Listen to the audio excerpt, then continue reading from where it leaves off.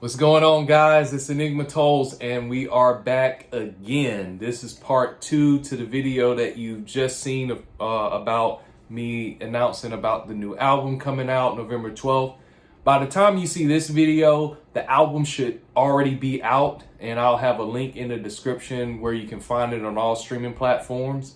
But I do want to take some of the concepts from that first video and explain it a little deeper. So the motivation behind this album, Enigma Towles versus Everybody, Scars and Syllables, the concept came about whenever I first was dealing with a lot of the struggles with how I viewed myself as an artist.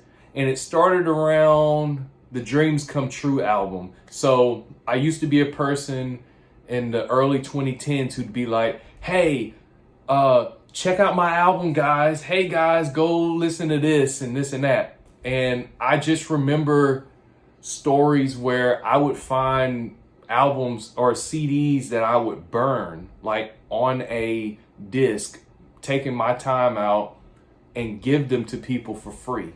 And I would give them to them thinking that they would listen to it, and that I found my album or that same album that I burnt in like trash cans, like when you get a pamphlet from somebody and you're just kind of like, okay, yeah, I'll get around to that, whatever, and you just throw it somewhere.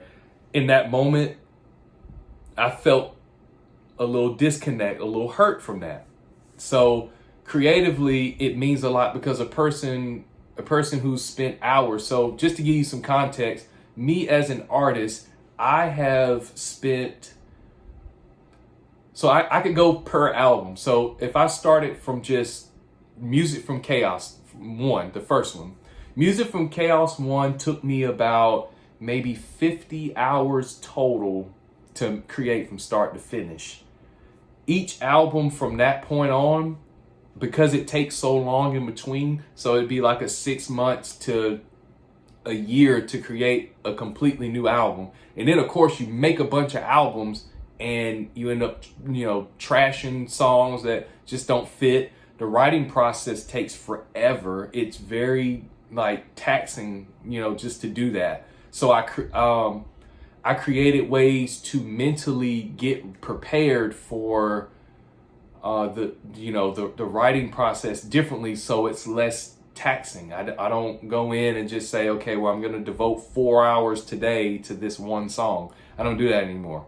What I do is I'll do sprints where, like I was explaining, I'll spend about 30 minutes each day just letting the concepts come out, whatever that may be, and then deciding what the steps will be conceptually when I look at everything as a whole. And I'll remember, okay, yeah, I wrote this line on a napkin somewhere, and I know that I wrote it on the left side of the napkin. Let me go revisit that. Or on this sheet of paper, I did this, this, and this. I think I'm gonna try to revisit that and see if I can maybe turn that into a direction.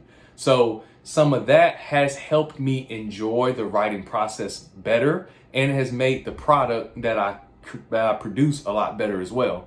But even with all of that being said, it still takes about 80 to 90 hours to make one album. Over a collection of months, it takes that long to create an album.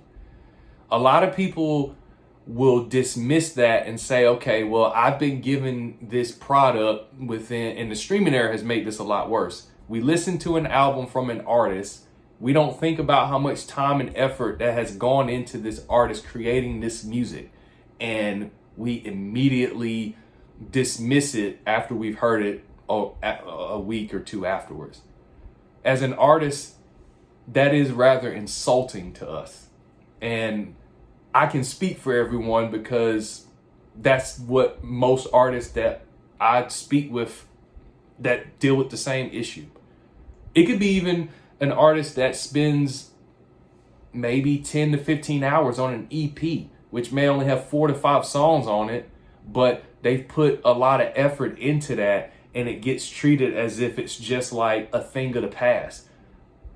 us as artists, we feel some type of resentment from that. So I bring up that concept because I did have a song where I was addressing different things that happened in like my early 2010s up until about maybe 2017. From like 2010 to 2017, things that I dealt with as an artist that kind of shaped me into the person I am today. But back then I didn't handle as well. So I found a creative way to deal with it as far as creating this Enigma Towles versus everybody concept. And I knew I've seen the concept, you know, on different things, like you'll see t-shirts that say such and such versus everybody. So I played off of that, and that was like my tongue-in-cheek way of saying, okay, well, this is me addressing some of that, you know, in a very metaphorical way. So as I was doing that, Scars and Syllables, the second portion of the album, plays into it because you start to look at the layers of individuals that can get them there, the different things. So like, I speak on Uphill Battle in the last one. Uphill Battle is probably one of the more important songs for this album because it goes into a person who is internally dealing with what they're dealing with, and they're trying to build themselves spiritually and grow from situations that they're dealing with, and they're overcoming it, and you're watching it as each verse goes through. So if you notice, like from a few of my albums prior, that tends to be the sentiment that I go with towards the later end of albums. But I do that because it's important to say that it's bigger than just having witty punchlines and bars. We're humans at the end of the day.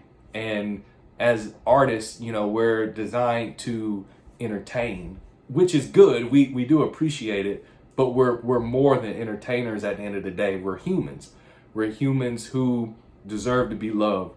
We are humans who are just as image bearing as the next person in God's eyes. And we as people can lose sight of that because we're staring at entertainers who are designed to perform, and we have these benchmarks as to whether or not they are good or not. And there's nothing wrong with whether you like a musician's albums or their artwork or whatever the case may be. The problem I have is when we start to stick the human to the art, and we start to look at it like, okay, well, this artist didn't produce a good song or something and you didn't like it. Well, that doesn't mean that the artist is horrible. You just didn't like that song. So a lot of times, if you don't have that type of expectation out of an artist, someone who's an up-and-comer or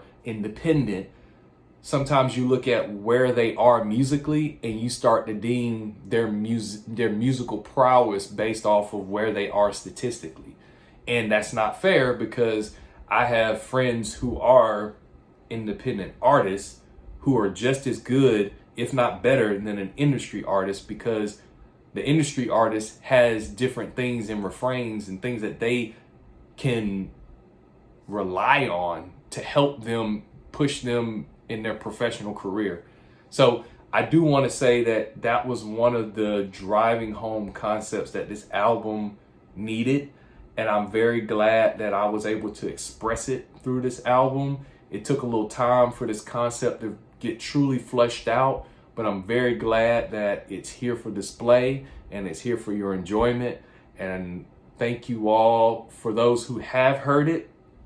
It does mean a big deal to me, because some people have heard it prior to the release of the album, and it just makes me know that I'm doing the right thing, you know, as far as just expressing my ideals and sticking to what's important to me. And for that, I am forever grateful. And thank you all so much for watching this video. I'll talk with you later. Peace.